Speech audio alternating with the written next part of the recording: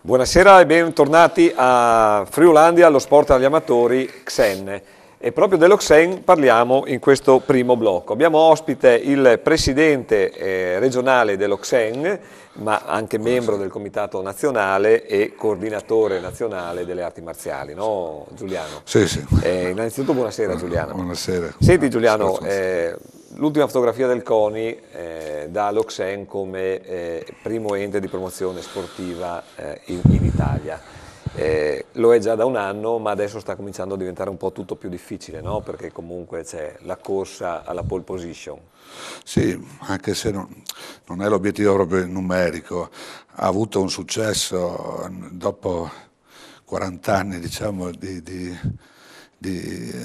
egemonia di alcuni enti e quest'anno siamo riusciti ad avere un numero di affiliati veramente notevole, siamo passati sia a livello nazionale che a livello locale, il primo ente in assoluto, questo grazie ai dirigenti, all'attività svolta e a tutta una serie di fattori, insomma, che per noi fa piacere, però l'obiettivo ovviamente è una cosa che ci fa piacere, ma non era l'obiettivo numerico quello che ci interessava, per noi è importante raggiungere il nostro scopo sociale. Però tu sei anche uno dei fautori di questa crescita, perché diciamo da quando tu ti occupi di Xen a livello regionale il movimento è comunque cresciuto in maniera quasi esponenziale, diciamo, no? Qual è stata secondo te la ricetta vincente, il segreto di questa tua escalation? Abbiamo cercato, prima cosa, di rispondere ai bisogni delle associazioni, per cui fornendo magari servizi, risposte ai dubbi, laddove c'era dal punto di vista sportivo, tecnico, di sostegno alle manifestazioni, dal punto di vista fiscale, amministrativo, sanitario, assicurativo, per cui forse la ricetta è quella proprio di essere sempre disposti e pronti a dare delle risposte alle associazioni che hanno bisogno, questo penso che sia il punto focale. Va evidenziato comunque che l'Oxen non è impegnato solo a dare un servizio a livello sportivo, ma è impegnato anche nel sociale, no? Abbiamo avuto noi ospiti in una delle puntate della scorsa edizione un'associazione che si occupava di aiuti all'Etiopia. Certo. So che ce ne sono molti altri.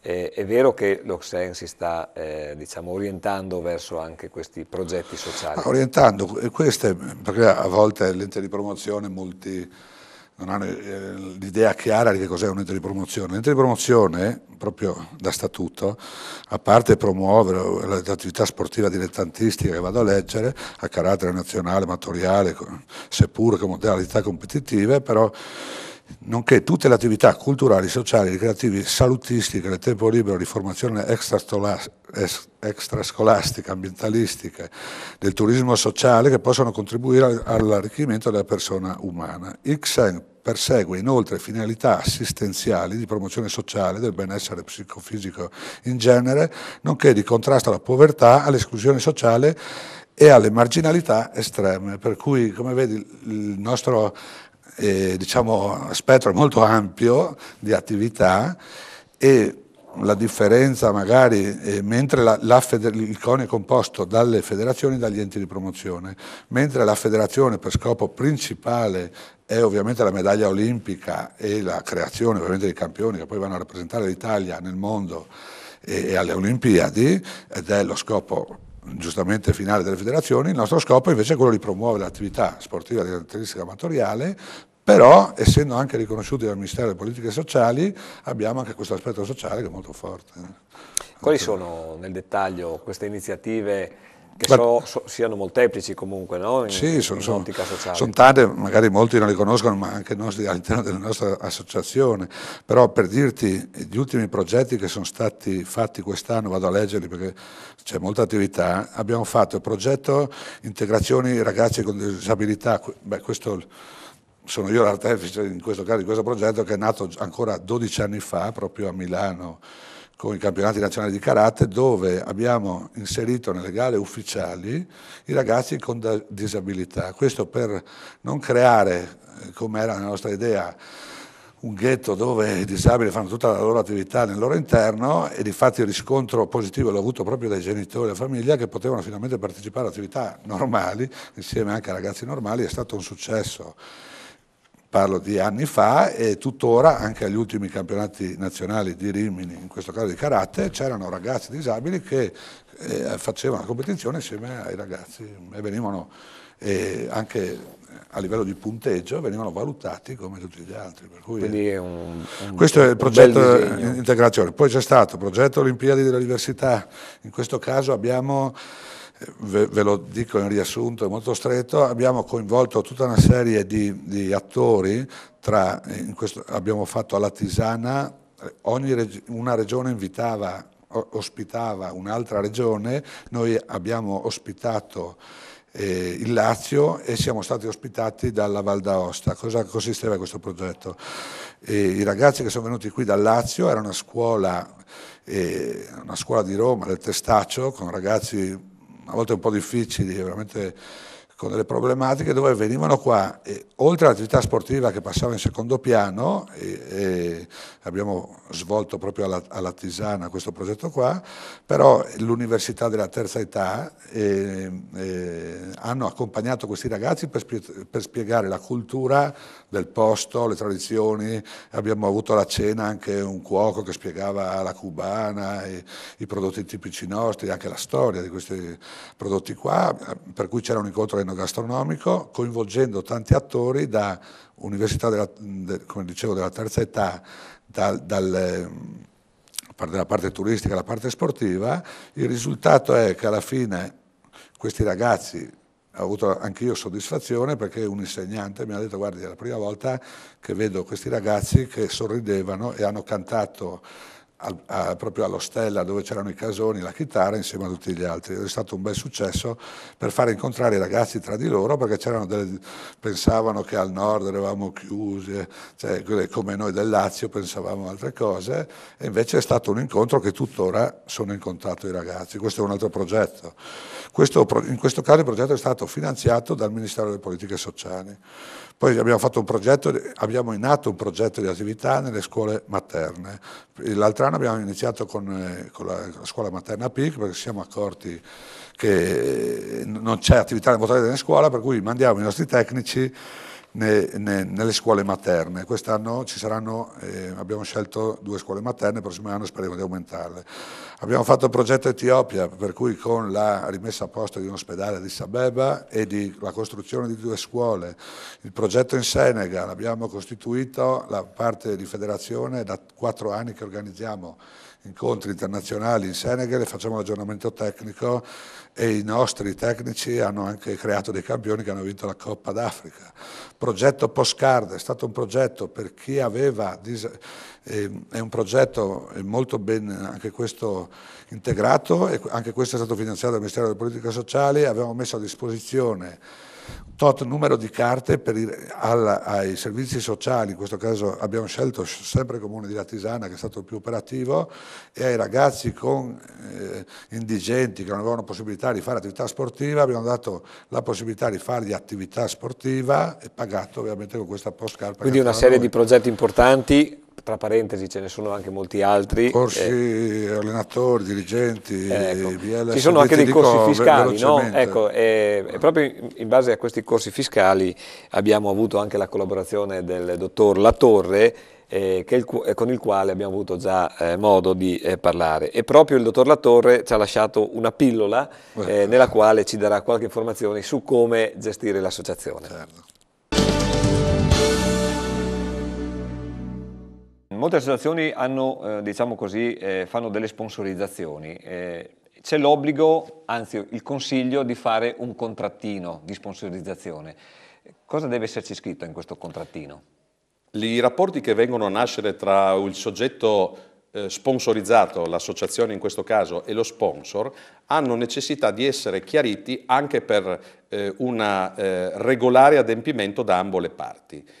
Il contratto di sponsorizzazione è un contratto atipico che non è regolato quindi dalle norme del codice civile e sostanzialmente deve contenere gli obblighi reciproci, quindi cosa farà l'associazione e cosa farà invece lo sponsor, quando lo farà e in che termini.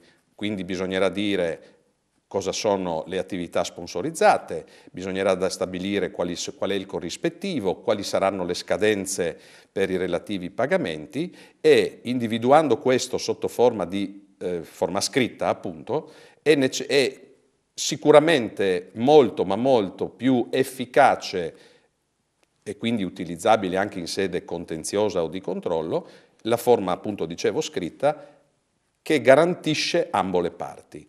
Il contratto non va registrato, può esserci un semplice scambio di comunicazioni, oramai la mail è una forma estremamente diffusa. Consiglio anche a coloro che non ne hanno ancora l'obbligo, come le associazioni sportive dilettantistiche, di dotarsi di PEC, posta elettronica certificata, che con un semplice clic permette di dare data certa allo scambio della corrispondenza. È evidente che il contratto di sponsorizzazione, come tutti gli altri contratti atipici, cioè non regolati dal codice civile, ha una forma assolutamente libera. Ritengo che questo garantisca, ripeto, sia lo sponsor sia l'associazione sponsorizzata. Eccoci in studio. Giuliano, così per chiudere, quali sono le prossime manifestazioni a respiro nazionale o anche regionale, diciamo, più importanti? Guarda, a respiro nazionale penso che riporteremo qua i campionati italiani di karate che abbiamo fatto quest'anno a Rimini Sport Day, e penso che parteciperemo all'FSB Show con alcune attività, poi a carattere, ti dico, tra cinofilia, farei un torto a qualcuno. Tra parentesi, la cinofilia è una delle attività emergenti, no, nell'Oxen? Sì, sì, è in pieno sviluppo e ci sta dando anche molte soddisfazioni anche come riscontro mediatico perché c'è molto interesse intorno a questo settore. Bene, ringraziamo Giuliano Clinori, presidente dell'Oxen e vi diamo appuntamento dopo la pubblicità.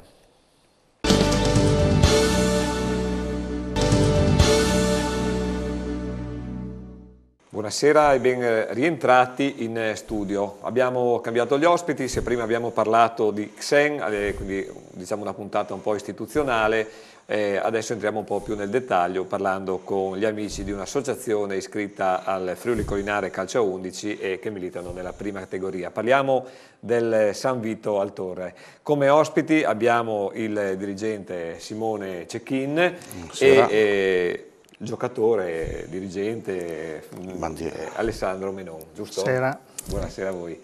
Alessandro, partiamo dall'ultima gara. La classifica, così guardandola, poteva dire che era uno scontro quasi diretto per la salvezza. L'avete giocata alla pari, siete andati in vantaggio, poi avete subito la rimonta del Carlino San Gervasio, se non ricordo male. Che partita è stata? È stata una partita in cui ci ha visto partire bene. I primi 15-20 minuti abbiamo fatto la partita e siamo andati anche in vantaggio sull'1-0 e dopodiché purtroppo non abbiamo giocato da noi e abbiamo lasciato troppo campo agli avversari e ci hanno rimontato e anche fatto il 2-1. Quindi è stata, diciamo, una partita, ma il terreno reggeva o le condizioni atmosferiche hanno un po' condizionato la partita come su molti altri campi? No, una partita giocata su un terreno buono, comunque anche abbastanza bene come agonismo, però sì, noi ci ha visto un po' dimessi, ecco. Simone, voi siete da tanti anni nel Friuli Collinare, come siete nati, diciamo, come è nato il San Vito al Torre? Ma il San Vito al Torre è nato 12 anni fa da un gruppo di amici di San Vito che pian piano hanno cominciato a credere di poter riuscire a costruire una squadra amatoriale. Siamo nati con quasi tutti del paese, pian piano gli anni sono passati, c'è stato un ricambio di gente, sia di dirigenti che di giocatori, adesso sono passati, ripeto, 11 anni, quasi 12, e siamo arrivati a militare in prima categoria dopo le più svariate vicissitudini, dalle gioie ai dolori, dall'eccellenza alla seconda categoria, a ritornare poi come ci siamo stabilizzati da un paio d'anni in prima categoria. Quelli di San Vito purtroppo non sono tantissimi, più siamo rimasti circa in 5-6 tra dirigenti e giocatori, però tutto sommato diciamo che il gruppo è un gruppo abbastanza compatto. Quest'anno abbiamo cambiato molto, forse per questo anche c'è un po' di difficoltà iniziale, però contiamo che con l'andare del tempo, il campionato è lungo, forse riusciamo a riprenderci e a fare anche risultato. E avete anche un nuovo mister? Per cui... Sì, ecco, quest'anno abbiamo un nuovo mister, che è un mister che nella Lega Calcio Friuli Collinare era stato conosciuto perché ha allenato per anni il Felettis. Quest'anno nel nostro progetto abbiamo voluto includerlo, si chiama Andrea Pellizzari, è un ottimo mister, e contiamo su di lui e contiamo anche sui ragazzi che di conseguenza pian piano si è portato dietro anche come calciatori che conosceva da quando era ancora che allenava in altre parti. Menon invece è uno degli uomini più rappresentativi, no? Del San Vito da tanti anni. Menon è la bandiera del San Vito. Con voi, per cui è una... Sì, sì. L'hai definita tu la bandiera del San Vito. Sì. Insieme a lui quali sono gli uomini più rappresentativi, cioè quelli che diciamo così vi danno quella caratura, quel carisma? Allora, noi diciamo, oltre a quelli di San Vito, che diciamo sono un po'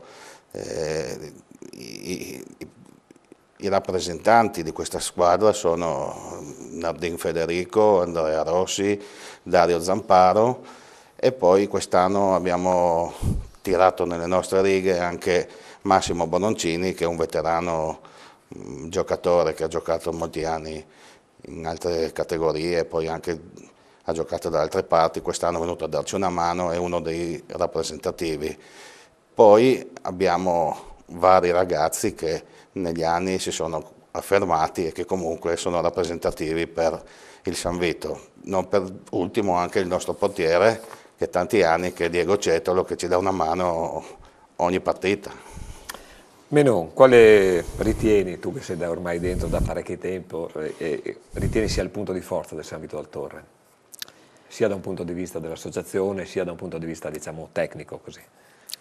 Ma dal punto di vista dell'associazione è un po' la continuità, anche se, come diceva prima Simone, c'è il rammarico che troppi ragazzi promotori, diciamo, di questa squadra sono venuti a mancare un po' troppo presto, mancare nel senso che si sono tolti, ecco, troppo presto, perché a mio modo di vedere potevano ancora contribuire sia a livello, a dare una mano sia a livello come giocatori che anche come dirigenti, e quello purtroppo è un po' il nostro rammarico, che abbiamo dovuto anche quest'anno intervenire purtroppo radicalmente sul gruppo, perché basti pensare che sono circa 10 elementi nuovi rispetto all'anno scorso, e questo va un po' a pesare, anche sull'economia del campionato. E infatti, guardando la classifica, voi adesso siete al penultimo posto, però avete ancora 2 partite da recuperare, e dai numeri qua sembra che la difficoltà maggiore sia quella di andare a rete. Sbaglio o c'è, diciamo, qualcosa di verità, di vero in quello che vi ho? Ma io penso come sia normale anche in tutte le categorie, come anche nella nostra, a livello amatoriale, quando si cambia molto si fa un po' fatica a quadrare, diciamo, il cerchio, perché all'inizio purtroppo si paga un po' di amalgama, no? Quando si cambia troppo, e come dicevo prima, con 10 oltre elementi nuovi rispetto all'anno scorso, e pensare che siamo scesi in campo anche la prima di campionato con 6 undicesimi nuovi, sì, non è proprio facile trovare le fila giuste subito. Comunque per me adesso sì, la classifica non ci sta sicuramente sorridendo, però io penso che senz'altro questo gruppo ha le possibilità e anche, diciamo, le qualità per venirne fuori senz'altro e disputare un campionato. Anche perché mi pare che avete un certo Franco Herman, no? Che gioca con voi, che potrebbe darvi quel tocco in più magari davanti per scardinare un po' le difese avversarie, no? Mi pare che... come attacco c'è lui che è conosciuto, diciamo, a livello amatoriale da molti anni, uno che i suoi gol li ha sempre fatti e li sta facendo, anche se fino adesso ha giocato poco, ha fatto 2 gol lui e 2 gol Francesco Gardin, che è uno, diciamo, dei vecchi che abbiamo in squadra. Bene, lasciamo rifiatare i nostri ospiti e lanciamo il servizio su Amaranto Nobile Impianti, gara di eccellenza del Friuli Collinare Calcio 11. Siamo con Faleschini Paolo, allenatore del AS Amaranto, vittorioso 2-0 sulle Nobili Impianti. Ci racconti qualcosa della partita?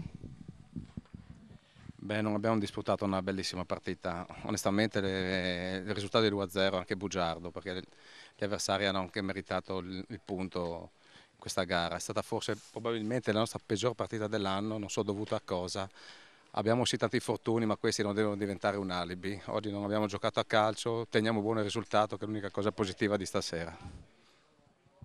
Ci dici i prossimi impegni della squadra e magari obiettivi sia personali che di squadra? Il prossimo impegno andiamo a giocare domenica mattina a Maiano, sarà un'altra partita impegnativa come tutte le partite di eccellenza che vai a affrontare. Se cali nell'impegno paghi immediatamente.